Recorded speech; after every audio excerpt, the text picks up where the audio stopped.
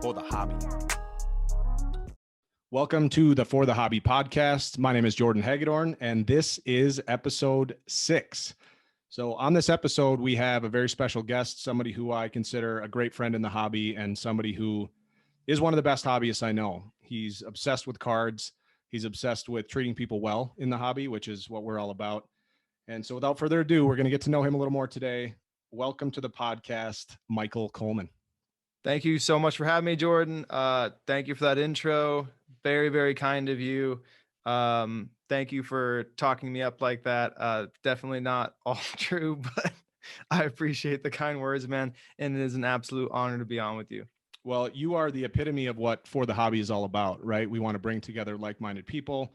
We want to just love the cards and really spread and uplift the hobby, spread positivity. And where did that come from? How did you get into cards and become such a positive light kind of along the way? For sure. So I'm originally from Arizona. That's where I grew up. I got into cards just as a kid, like many of us. All my friends were doing it in like 3rd or 4th grade. So I kind of wanted in to see what was going on. It was Kobe's rookie year, 96, 97, kind of got in at the tail end. It felt like all the cool draft picks were kind of picked by some of my friends, and everybody was kind of like, no, I'm collecting him. So I kind of jumped in 97, 98 with Tracy McGrady, started collecting him, got really into it. And then I've just been really in it ever since, but I've been off and on, like a lot of us do, come in and come out. And sold off a lot of my collections at times, and then came back in. And I came back in really, really, really hard in 2018, Luka's rookie year, and I've been back ever since. Well, that's a good time to come back in. Luka mania was real, and then it followed with Zion mania, and of course you had Trey and Ja as well. So, dude, cards are just on fire right now. We've never seen this. I mean, you're full-time cards. I'm a hobbyist, but I'm like being pulled to be full-time cards.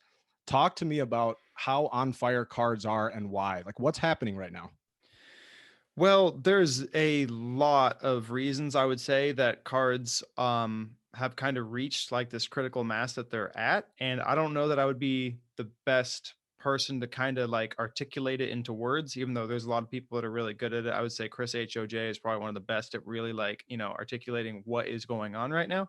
But if I had to put it in my own words, I'd say it's this thing that's been around for a long time. It's always kind of been here. There's always been a market for it. It's always been kind of hot.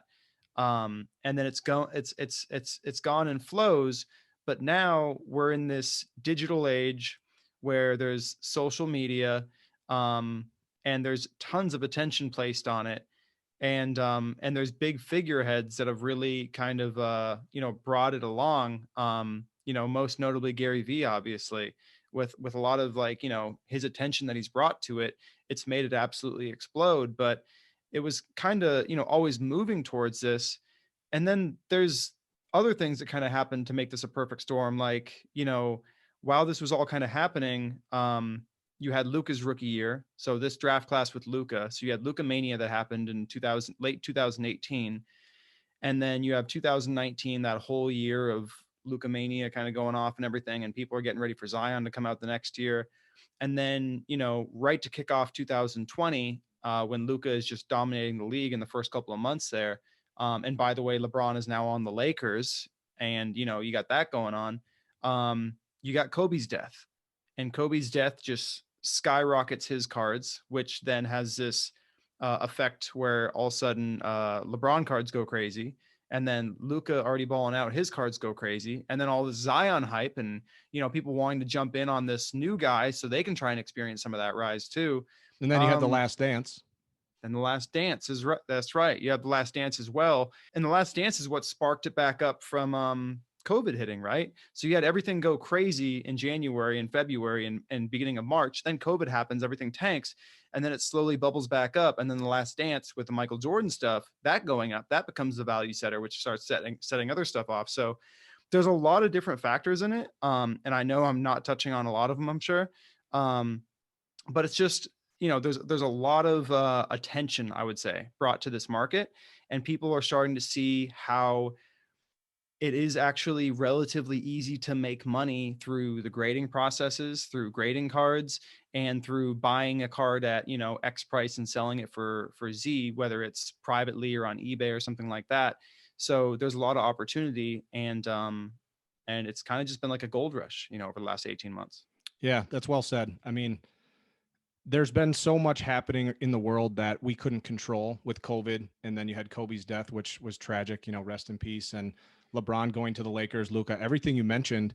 I think a lot of this was just a reminder of how fun cards just is. We can sit here and kind of calmly talk about it, but man, how fun is this? Like, it's fun. I mean, it's just a crazy thing that we loved as kids, and everything that has lined up now reminded us how fun it was. And so here we sit.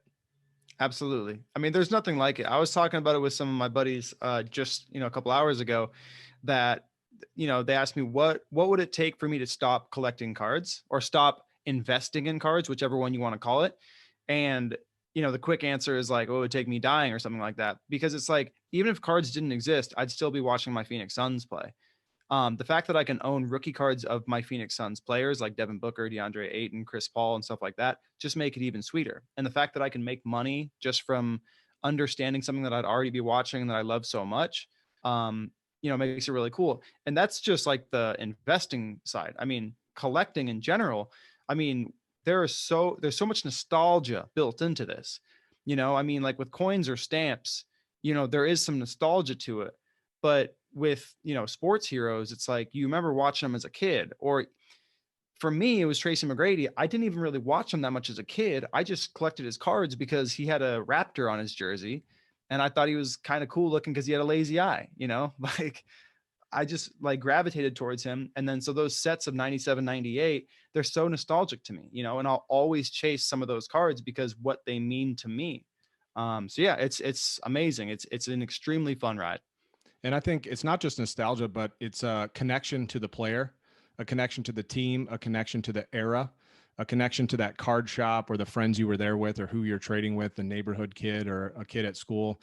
It's that connection and that experience that you remember, that when you look at a certain card, you think of where you were. You think of, I can still smell the card shop at the bowling alley. It's just like a nostalgic smell. And I still walk in there. There's no shop anymore, but you can just, it brings you right back to 1998.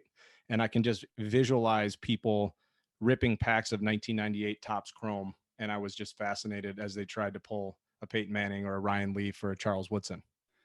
There's nothing better than the smell of a card shop, like the smell of that cardboard and stuff. Like it really, yeah, it puts you back. It definitely puts you right back. So you mentioned the Suns, you being from Phoenix or Arizona at least, right? Mm-hmm. And there's a connection to them. I have a connection to the Bucks being from Wisconsin. I have the Packers, the Badgers, the Brewers, all those players, even collecting Ron Dane cards because he played for the Badgers. So for sure. I remember Ron Dane. So Ron Dane was all-time leading rusher for a while and, didn't have a great pro career, but just a beast, just fun to watch. So I have a new segment, and the segment is called Show Me Some Cards. And we're all here because we love cards. And I'm going to show you a few cards, and then I'm going to ask you to do the same. So let's start with your man, Tracy McGrady. So I'm always going to pull some cards of the guests. And so this is Classic. OPG, not Topps. Oh, that's tough. That's rare. These are pretty tough. And so these were pretty tough back in the day. I don't know if people even noticed the difference, right? And so I picked this up, and it is just I really love this set. Obviously, you have McGrady, you have Duncan, you have the Hall of Fame stuff, which is super cool, right? There's the Naismith Hall of Fame subset of that, and there's Garnett and Rodman and Jordan. Very underrated cards. Minted in Springfield, correct, right? Minted in Springfield, yes, very nice. I will get to some Suns cards, but I mentioned the Bucks, and I want to show you. This is one that I picked up for, I want to say about 100 or 150 bucks. And it's the Giannis back in the day. It's the PMG, which of course is the retro. Always love the red PMGs. This is team color 150. Yeah. So you got the team uniform, unlicensed, unfortunately, but the Mavs are my second favorite team. So this is a beauty. I should probably get this in a top loader. This is the platinum medallion Dirk. Woo! Which is out of 66. Those are tough. Yep, 24. Yeah. 66. Could you please put that in a top loader? Well, I had it ready to go to, I had it ready to go to grading, And I was like, I got to show Coleman some of this stuff before it goes off. But yeah, Just lifts up just a like Dirk Platinum it's like medallion rookie card in a sleeve $2,000 like it's card a in a sleeve. Yeah, I mean, you know what? This is Hagedorn in a nutshell. So 100%. you and I have talked Unbelievable. about this guy, Devin Booker. Devin Booker is he's that dude. I predict he will win the MVP in the next 4 years. I think he's just an incredible talent. He's a marketable guy, and he's got some grit. We saw it. He got in a fight, with Paul George a little bit, a little brush up, and you could see that he wasn't going to stand down, and pretty amazing. So I have hit you up. Even the eBay story, I've made an offer on eBay, and I was like, yo, what are you looking for, this and that? And you responded, you go, Jordan? And I was like, yeah, dude, all right, let me text you about this card. Like, I was just on such a tear looking for Booker cards, I didn't even look at the seller. So this is my Booker stash of Prism rookies. So I obviously got to get these off to grading, but that's kind of the stash at the moment. I went on a tear. I probably bought a ton of them for 80 to $100. And I definitely got to grade these as well, but a couple silvers. So, talk to me about Devin Booker. I know you have a good stash. You had a lot of stuff before his stuff went crazy, but talk to me about him as a player, and then being a Suns fan, what that's like to have a guy who, will become an all-star and a potential MVP, but certainly somebody now that I think will guide their team to the playoffs. Yeah, I mean, I'm a huge Devin Booker fan, obviously, just because I'm a Phoenix Suns fan. But, I watched this kid in his NBA debut when he came into the league in 2015. He was a 13th overall pick, and he was this kid that wasn't even a starter at Kentucky, right? He was like sixth man off the bench for Kentucky. So people didn't really understand what he could do because they just didn't really have a big sample size of him. And even at the time, I was hoping we picked up Justice Winslow, right? He went 10th, and I was like, who's this Devin Booker kid? Well, I watched him play in his NBA debut, and he had 14 points and like 6 boards against the Mavericks or something. And right from the get-go, I was like, this kid knows how to score at the NBA level, and he's never going to not have a problem with scoring. Like he just has it in his DNA. And so I've literally just watched his evolution, from his 70-point game his second year, all the way until, his first All-Star last year and stuff. And I've just been watching his maturation as of late, and it's really cool to see. I mean, I personally, he's not in that mold of LeBron and Luka to where it can be like, Luka, me, you, and like 2 of our buddies from the bar, and like he can almost get us into the playoffs, right? Because like they're just so good and they know how to just get open shots and stuff. He's in my mind like the kind of like the Steph Curry type who needs kind of a good supporting cast around him and everything. And that's been, I think the biggest reason why, we've seen these losing years and people are wondering, well, is he a winning player because he can't win even though he's this good player? I think what we're seeing this year is like he is absolutely a winning player when he's put in a situation to be able to win. And he's a student of the game, and people can say that about a lot of people, but he really is the type of person who he's not going out. I mean, it's the pandemic, obviously, but if it's a Friday night, he's not going out to like the clubs or anything like that. He's staying in and watching tape. He is just who he is. He wants to be great. He wants to be talked about, in those circles of the greats, and he puts in that work. And, he was a big reason why CP3 came to the team because he wanted to have a Hall of Fame point guard playing next to him that he could run with, knowing that CP3 only cares about winning and is a hooper. And when you see those two play right now, you can tell they are both on the same page. They just want to win, and they both are put in the work and have the mentality and the IQ to be able to do that. And so the coolest thing I've seen so far this season is they were down by like 30 points to the Clippers. They were 4-1 or 4-2, and they got the Clippers in the bubble. Booker hit a game winner over Paul George and Kawhi to win the game, and so it was a revenge game for the Clippers. And they were down by 30 points. And usually Booker, you kind of just see it in his body language. He starts hoisting up threes, and he's just kind of like, whatever. I'm just going to get not I'm going to get my points, but I'm frustrated. I'm frustrated by being in a losing situation. And so I'm just going to like start, not thinking about what needs to be done right now and thinking more like, well, we have a huge lead that we're trying to take apart. And the poise he showed in that to crawl all the way back to, I think they got within 2 points in the fourth quarter. They ultimately lost the game. it was inspiring, and it just showed his maturation as a player. And to think that he's only 23 or 24 years old and he's been in the league for 6 years, um, the kid's a stud. The kid's an absolute stud. He's grown up in the league, and it's really cool to see. Yeah, that's really well said. I mean, you touched on it. His IQ, his basketball IQ. You don't hear him getting in trouble. You know, he's dating one of the Jenners, right? But he's still, you know, so he's culturally relevant. But he's got that swag, right? He's got that marketability. I think you're going to see him rise. I mean, you got to remember Kobe was his mentor, you know, and Kobe took him and Tatum under his wing, and that killer mentality was instilled. I mean, you could see it. You didn't get to see Booker play much at Kentucky, but you kind of have seen him grow. I love the dude. You know, I love watching him play. You can tell he's got it. He's got the it factor. I think you saw that. I mean, Chris Paul went there. His Cards went crazy because now they're going to be a playoff team probably, right? And so I'm excited to see where he goes with things. I think he is you're right. He's a pure scorer. He's a natural scorer. I think as he evolves now, he doesn't have to carry that entire load. So you're going to see him win more games. You made the comparison to Steph Curry. I think that's a great comparison. Steph Curry was kind of injured in and out, and good shooter, great shooter eventually. Was always a great shooter, but being injured, he just couldn't get the minutes, and he couldn't stay on the court. So once they got Clay, they brought in Draymond. They just had some other pieces.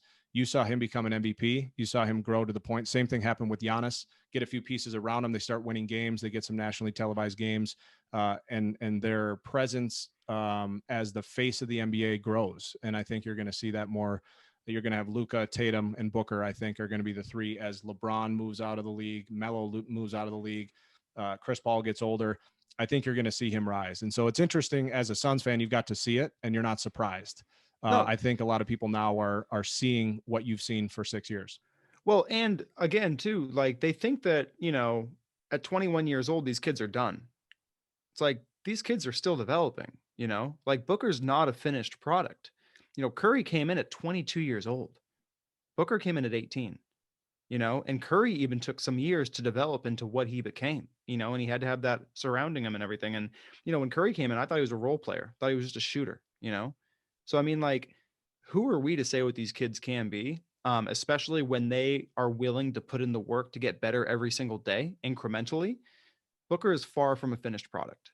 Absolutely. Which is scary because that's how good he was. He dropped 70 and now he's on a team that's winning, and that game winner in the bubble that people forget already. They went 8-0 in the bubble, you know? And so on that note, the night before they went, he hit the game winner. I went from owning 15 Devin Booker cards to 800. I cleaned out ComC of a bunch of fun, common, smaller cards and eBay, and I bought like 40 NBA hoops rookies and just started going ham because I'm like this dude. I was watching some highlights, and fortunately it was like the night before the game winner, and then he hits the game winner, and I started looking. I'm going, these are kind of crawling. So with that said, I know you have some Booker cards. I don't know if you have them on you at the moment. Coleman, show me some cards. Absolutely. So since we're talking about Booker, I wasn't going to pull out Booker's, but I'll pull out a couple real quick. I do have, if we're going with Prism, I do have his Mojo, right? I own 2 of these. I also own a BGS 10, but it's not on me. I've probably owned about 4 or 5 copies of these. I have never gotten a gold, the elusive gold. I do not have one. But I do have a 4th year gold, which I'm very stoked about because it's Luka's rookie year. And I actually love the look of these. So I'm really stoked to be able to own a Booker True Gold because, of course, there's only about 50 or 60 of them, True Golds, across all the years. And that was the year you got back into the hobby. So that's heavily. Yeah. So that's kind of cool. You had Luka, and then now to have that Booker too is pretty sweet. Well, and I would say I was collecting in 16, 17 and 17, 18. Like I was still collecting and back in it. It's just 18, 19 is what, like, it went from like acting and day job and girlfriend, you know, to like, hey honey, sorry, like I'm on eBay a lot right now, you know, in 18, 19, where I'm just like going absolutely crazy, like buying stuff and trying to, like, you know, get my hands on things. Here's an orange, which I like just because it's team color out of 65. So I really like this one a lot. But yeah, those are some Bookers. I also have his NT. It's not on me though. Which those are just impossible. There's a few guys that have kind of hoarded all of them. So they're really hard to get your hands on one. But I do own one, which I'm really, really stoked about. But I did want to show some TMacs I got since, you know, TMac's my guy. I get the Essential Credential now in Gem, which is a cool one out of 79. I just think these cards are so cool. It's probably my favorite TMac card right there. This has a cool story to it. I won't get super into it, but when I was like 11 years old, I had a chance to get one for 70 and I didn't get it. It's a platinum medallion TMac rookie, just like your Dirk. This is the year before Dirk. I didn't buy that one as a kid. I ended up getting this Jordan card. It's my favorite Jordan card ever. It's a rave review in True 9, all 9 subs. Great card. Then, thank you, man. I like that one. And then I wanted to show, this is my latest TMac pickup, PMG Red. For some reason, this one eluded me for so long. I could not get my hands on one. I didn't want to overpay by too much. And I have the green, obviously. I don't have that one on me. Congrats. You got the twins now. Well, not only do I get the twins, I got the entire PMG set. So I get the 98. Here's a 98 gold right here. They call it the gold. It's not a gold. It's just a PMG. And then I get the 97 championship PMG. Beautiful. Thank you. And then honestly, like this card means a lot to me, even though it's only just a, SP Authentic rookie PSA 9, because like this was the card like in 99, 2000 and 2000, 2001, when TMac was like, going to Orlando and getting the scoring record and going crazy. This was the card, not the Topps Chrome, not the Topps Chrome Refractor. Like those were cool and stuff, but this was more valuable than a Topps Chrome rookie. This was like $75 at the time. Like when, $75 was like a lot of money for a rookie card. So, I've always wanted to have one in PSA 10 condition. There's only like 12 or so in PSA 10. I haven't been able to get my hands on one for the right price. But for the time being, I got a PSA 9. It's like a Pop 100, which I'm pretty stoked about. Super, super hard to get in good condition because it's all foil. And it's kind of cool because, SP Authentic, this was the first year of SP Authentic for basketball. Like an SP Authentic like was huge, right? You get the SP Authentic LeBron rookie auto. SP Authentic went a long ways and stuff. But it was SP the year before, 96, 97 with Kobe. And then it turned into SP Authentic with a Future Watch rookie. So anyway. Love it. That's a great stash. I love it. Thank you for showing. I mean, yeah, for sure. We're here because of cards, and sometimes you get caught up in the hobby content. You're watching stuff and you're talking about investing in this and that. It comes down to the pure love of cards. And I love that you show that SP Authentic TMac because it isn't a huge high dollar card, but it is super meaningful, and then meanwhile you're flexing some thousands of dollars worth of PMGs and things, but it's cool that you end with such a simple card and a nostalgic card that's meaningful personally. Yeah. Well, I think the ultimate flex is flexing a multi-$1,000 Dirk card in a penny sleeve. That's the ultimate flex. I should have taken it out of that and just had it. Just had it raw. Yeah. So cool, man. Well, I want to hit you with a little rapid fire, if that's cool. Let's do it. So what are your 2 favorite things about the hobby? Community and nostalgia. Love it. Whose cards right now are underrated? Wow. I guess I'll say Dwayne Wade. I mean, like Dwayne Wade stuff has gone up a lot, but I mean, we're talking about a 3-time champ. We're talking about 6 years running highest jersey sales. So he is a part of culture. So maybe a little bit there. Okay. I agree with that. If you're starting an NBA franchise right now and you have the number 1 overall pick, who are you taking? It's between Luka Doncic and Giannis. It really is, but I have to go with Luka. If I went with anybody else, it would just be because I'm trying not to be biased for Luka. So I'm going to go with Luka. I would actually take Booker. You'd take Booker. Luka's fun to watch. He's obviously kind of like just a wild dude. You can't guard him, it's just crazy, but there's something about the poise. You mentioned that, the poise of Booker and how he carries himself. And if you get a couple pieces around him, I think he's going to win. I think Luka and Giannis are lacking those pieces. I think you're seeing just how good Booker can be when he gets CP3 and the load kind of comes off of just him. Curious to see how they develop, but for a while when Curry was younger, it was Curry. So it was the same kind of player where this is a guy that Steph Curry changed the game. You couldn't guard him. He's obviously getting older and he's in the second half of his career, but I think a guy like Booker is on the second. He's on the trajectory of what Curry was potentially if he stays healthy. Yeah, no, I wouldn't disagree with that. The one thing that I would say is that with Luka, that pedigree, that championship pedigree, that literally being the guy that 28-year-old, 30-year-old men were deferring to on a championship team when he was a 17-year-old kid. That like he in the bright lights, like he wants it. He really wants it. And Booker wants it too. I just think I don't know. I think They could have been Booker on the has same team. you had to say it, didn't you? Oh, You just had to say it. think about how insane that would be. I mean, I was using the same thing that Bobby Knight was saying about Jordan, right? I was saying to my friends when they were saying, "No, man, we need a big man. We need a big man. We need a center." I was saying, "Draft Luka, make him play center." Like, because he can play center. He can play anything. Yeah, he can play anything.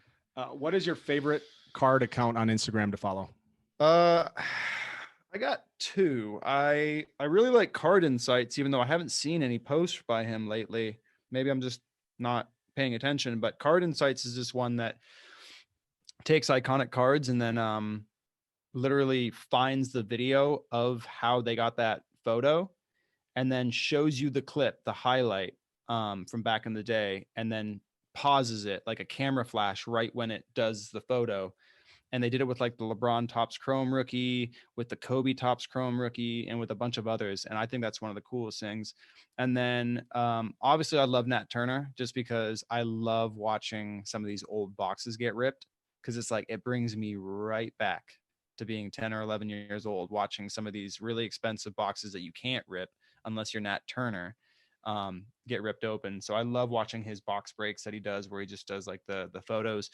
And then I really love 90s wax. I love Brendan and how he's done his Instagram, because it's just so symmetrical and beautiful and geometrically like perfect. And his scans are fantastic. And I swear, like he's so good too at explaining like the sets and the products and everything. I feel like it's almost like a museum, or like he's like a historian, like explaining things. I feel like if you don't know a lot about, certain cards, like, or you're looking to learn about 90s cards, you can go to his Instagram and literally just like click on any post, and he puts like a big blurb with it, and you learn so much just from his Instagram. Like it's like its own little mini museum. That's a great point. So that's a segue into another quick hitter. I'm writing a book about cards. I've been working on this thing for like 7 years. I'm pumped to kind of continue down this path. So from a 90s standpoint, what are 3 iconic 90s cards that cannot be left out of my book?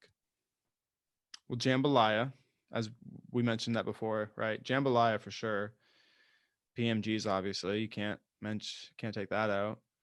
I want to say Essential Credentials Now, which is the same set as Jambalaya. I think you got to have Scoring Kings. Scoring Kings, like, so Scoring Kings was just a little bit before me. It was 93. Like, it was just a little bit before me. Like, I was 6, so I was doing baseball cards, and I didn't even know what I was doing at the time. I never got into that. But I totally understand it. I would just drool over it in the card shop. I got in 94, so it was like a year before, and then I would just sit and see it like sitting at $150 in the case. It's just impossible. So last few questions. Mm-hmm. You do some work with Rob and Burbank. Burbank is one of the biggest and best card shops. Rob's videos in the morning are hilarious. And Rob is a character. Met him at the National in Atlantic City briefly. Can you talk about a little bit of what you do with them, kind of how they leverage your talent and your expertise, and what's that like? Well, I mean, I don't work for Burbank or anything. I just go in there like every single day, basically. One, because I got nothing else to do. And 2, because it's the best card shop in the entire world, as far as I'm concerned. I haven't been to every card shop, but I just can't imagine one as ever being as good as Burbank. What I do there is I do deals with Ryan. I just go in and we trade, and I buy things. Well, he buys things from me more often than not. I buy things from them sometimes. Honestly, I go in, and once in a while I'll just go in, like, if Rob's in his office, I'll go and just kind of like, chat and stuff and like pick his brain a little bit. Just because, I mean, you talk about an encyclopedia of knowledge. Like, Rob's seen everything. Like, Rob's like, good friends with Jim Beckett. Like, Rob goes all the way back with him. And he's seen everything. So it's like, he's kind of like one of the disciples, you know. If Jim Beckett is like the JC of the card industry, Rob's like definitely one of the 12 disciples. So, you know, as far as like, you know, just learning things from him, and especially his son Ryan too, because, you know, Ryan is just incredible. I mean, what I've learned from Ryan just about, you know, market knowledge, hobby knowledge alone, you know, it's astounding. It really is. Like I owe Burbank Sports Cards a lot. I'll never say that to their face, but Rob's no, never going to see this either. He doesn't consume anything. well, if we're talking about him, he might consume it. Okay. There you go. I'm What's just up, Rob? kidding. So I'm kidding. What up, Rob? let me ask you this. What is your best come up from grading? You know, you submitted it, comes back at 10. That thing goes to like $5,000 or something crazy, you know? Oh, geez. Okay. This one comes to mind just because it's a little bit relevant right now with Kobe Topps Chrome going crazy. Let's see. So in February, after Kobe had passed away, his stuff went crazy. His Topps Chrome went crazy, and then it settled back down and kind of crashed. So in February or early March, might have been early March, right before COVID happened, I went on OfferUp, and a BGS 9 Topps Chrome Kobe at the time was selling for about $800. On OfferUp, there was one for $1,100, and it was an old label BGS, which means that the subs are on the back. And if you know anything about it, old labels sometimes mean they were much stricter on grading. It was much harder to get a good grade, whereas people might argue now it's a little bit easier. Well, it's also, there's a lot more cards coming in now, so there's no way to know that for sure. But anyway, it was a BGS 9. It had 10 centering. It was a Kobe Topps Chrome 138, 96, 97. So it had BGS 10 pristine centering, and then 3 nines, 9 corner, 9 edges, 9 surface. And I just really wanted to buy it because I'm like, even as a PSA 9, if I crossed it over, it's going to be worth like $1,000, and it's got pristine 10 centering. So I went and looked at it in person here in California. So I don't, you know, I looked at it. It looked pretty clean. Didn't think much of it, but I was like, cool, I'll give you $1,100 for it. I just want one. I don't care that I'm overpaying for it. Bought it. COVID happened, tanked again. So I was, you know, wasn't feeling great about it, but I cracked it out. And I sent it in, and you know, I got lucky and I got a PSA 10. Wow. Again, though, the card looked really good, and grading can be a really subjective thing. You know, I would never say that like grading companies aren't doing their job. I would just say that they have a really tough job. And at the end of the day, it's humans that are doing this, not robots, you know? So, you know, you might be able to see something that somebody else doesn't. From what I saw on the card, it looked perfect. It looked absolutely perfect. That's a nice come up. So what is that worth now, if you had to guess? Well, right now it's worth like 22K, I would say. It actually, what's funny is I sold it to my buddy in August. So I owned the card for about 5 or 6 months. I sold it in August for 14,500 when they were doing like 16, and then it went down to like 10, and then he's owned it since then, and then it went up recently to like 20 or 21, and then he sold it back to Burbank and made, you know, 40, 50, 60% on it or something like that. Wow. But that's how you turn 1,100 into 14.5. Yeah. Because you got a sharp eye, a little bit of foresight, and Kobe stuff, and Kobe stuff is on fire. A little bit of luck, but a lot of foresight too. So that's amazing. So you mentioned Burbank. This is the last question. I think this is a fun one. What have you learned from Rob? And if Coleman started a card shop, what would that look like? Wow. Okay. All right. So what I've learned from Rob, I've learned, you know, a lot from Rob. If anything, I've learned, if I had to put it all into one sentence, I would say Rob has taught me how to conduct myself in an honorable way in the hobby. Just by telling me, you know, all the stories of, you know, what he's seen and, you know, what he's dealt with and everything. You know, he's really kind of helped me become the person I am in this hobby. And so I would just say he's taught me a lot about, you know, how to conduct myself in an honorable way. And I think that's the most important thing, because if you do that, it doesn't matter about, you know, the $2 or $3 today. It matters the dollar tomorrow, right? So that's probably the most important thing. But if Coleman opened up a card shop, what would it look like? Uh, it would look like there'd be couches everywhere with TVs and a lot of a lot of frosted flakes and milk jugs to eat cereal while you watch games and open up packs, because that's kind of what I do anyway. Love it. Uh, yeah, I don't know. I would never open a card shop, to be honest. I'm too spoiled doing this out of my apartment to ever do like a brick and mortar location. So if I did, yeah, it would look something like very loungy, very like coffee shop meets card shop. Like, but I mean like grungy coffee shop, not like a Starbucks. Like 90s card shop vibe. Yeah. Yeah. I like Definitely. it. Cool. I love it. Well, I'm going to hit you with my final words here. It's been a pleasure and an honor having you on the first video version of the For the Hobby podcast. Um, you've given us a lot of great insight. I'm going to tell you a few things I've learned about you overall over the time I've known you. We met up at the Dallas show. We're able to connect and kind of just shoot the breeze. Met in person for the first time there, and but I've seen you really do a lot of things in the hobby that are kind of honorable and just being fair. Seeing your pickups, seeing the deals you made. I mean, there's so many people that post Instagram stories. Thanks for the deal, Coleman, right? And a lot of people are private, but to shout you out and give you that kind of that cosign is something that you're so grateful in the hobby, and I appreciate that. So I just want to thank you for everything you've done for the hobby. You continue to be a good positive light. You're a gracious guest. You're a gracious hobbyist, and somebody, I can tell why you've gone so far in the hobby. Because gratitude reciprocates, and you say, "Oh, I got lucky on the Kobe." No, you love this. At the end of the day, you've continued to put your best foot forward because of your love of cards. But you're really good with people. So I just wanted to honor you and say, thank you for doing that for the hobby. Hey man. Uh thank you so much, man. Thank you. I appreciate everything you're saying. And look, man, I think the same thing about you. Except, I really do believe it about you. I don't know if I believe that about me, but I really believe that about you, man. You're nothing but aces for the hobby, man. And I'm so proud that you had me on, and thank you, man. Thank you so much. One last thing. So if you're the commissioner of the hobby, right, you and I are brainstorming, we're having a beer, we're talking about what can we do to uplift the hobby. How do you end on a high note here? What do we do to continue to grow it and build it and make sure it kind of stays honorable as well?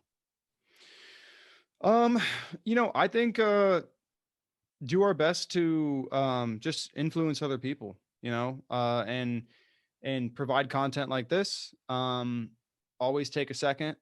If someone has a question, do the best to just like take a second and be the person that can sit there and help other people. I mean, the thing about it is if you can influence and help out the way that we've been helped out by other people, like like the way that Rob has influenced me or helped me out, if I can do that to 100 other people, that's all I got to do, because then those people will do the same exact thing.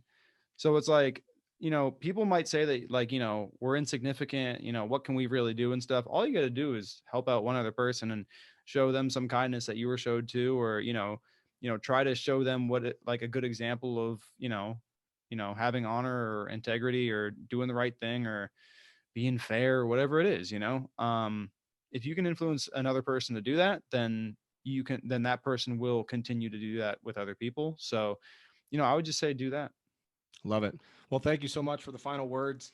Good stuff. Amazing. You're a great hobbyist. And thank you for being on the first video version of the For the Hobby podcast. Thank you so much. Appreciate it, Jordan. Thank you guys for listening. We'll catch you next time.